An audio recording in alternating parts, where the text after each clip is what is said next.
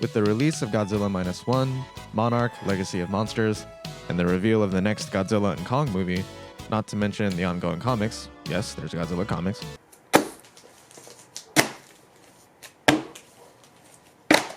it's safe to say us G fans are eating better than ever. This got me thinking to when I was a kid. There was a Blockbuster down the street that had a bunch of Godzilla movies. To extend that fandom, I got some Godzilla action figures too. I still have some of them now. One of them in particular isn't in the best shape. I found this figure at a Saber's thrift store. It didn't always look this red. At some point in my childhood, I thought burning Godzilla here didn't look like he was burning enough, so I decided to draw all over the figure in red Sharpie. Needless to say, I regret doing that. Ever since I got back into Warhammer and started painting again, I thought, maybe I could salvage this. Can I?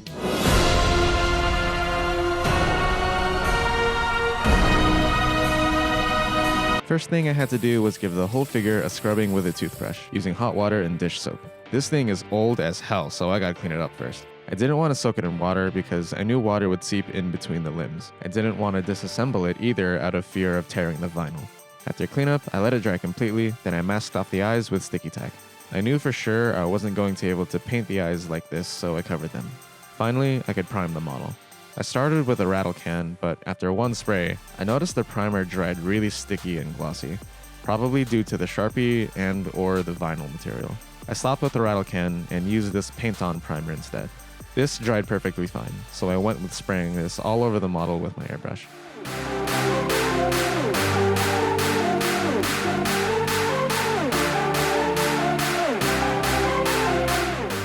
Once that was dry, I feared this primer wouldn't be completely solid on the model, and I was right. In some parts, it could still be scraped off a bit too easily.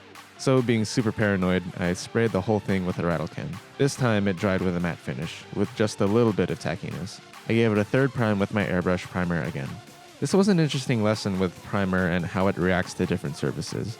If you've also had these results, let me know what your situation was and your results in the comments. With the model finally primed, I could start painting.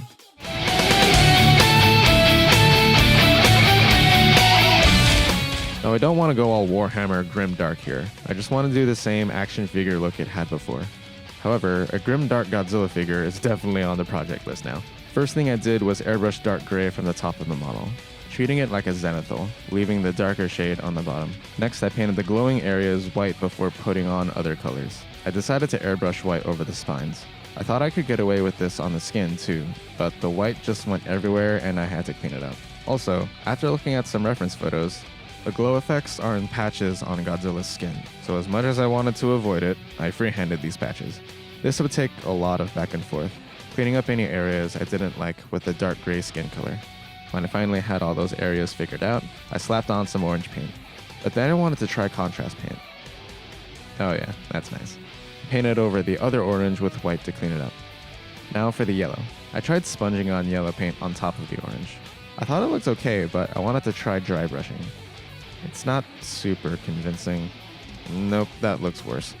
I cleaned it all up with white paint again and started over. I decided a yellow contrast paint within the orange contrast paint might work. And there we have it. And there we have it, ladies and gentlemen. I did this for the other patches as well. Now for the spines. This was much simpler. I masked off the rest of the body, then airbrushed orange paint.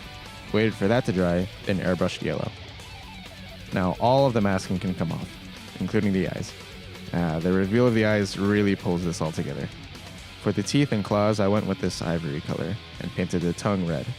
All he needed was a matte varnish, and our King of the Monsters was finally complete.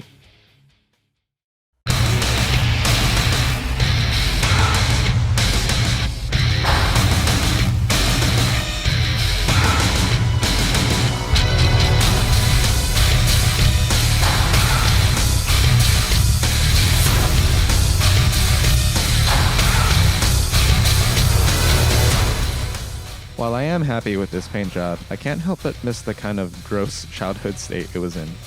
I'll never see that weathering again. But either way, this is a toy that gave me great joy as a kid, and is still giving me enjoyment now. I hope this made you admire some of your childhood toys again. You don't have to give them a makeover, but if you did, how would you go about it? Let me know in the comments. That's all from me. If you enjoyed the video, you know what to do. Thanks for watching, and long live the king.